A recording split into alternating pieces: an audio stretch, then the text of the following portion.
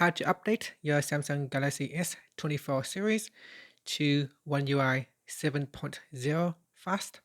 First, tap on the home button to return back to the home screen. Then from the home screen, swipe down at the top to open up quick settings. In here, you may be able to see update your phone.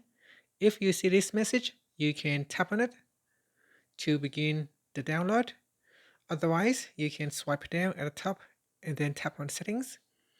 In settings, scroll down and then tap on software update at the bottom here.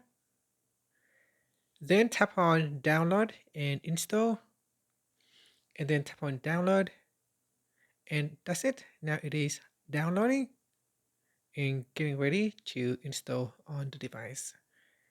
And after, you can tap on the home button to return back to the home screen.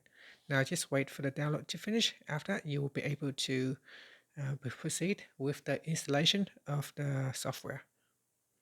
And hopefully you will enjoy the new update with One UI 7. Thank you for watching this video. If you find it helpful, please like and subscribe to my channel for more videos.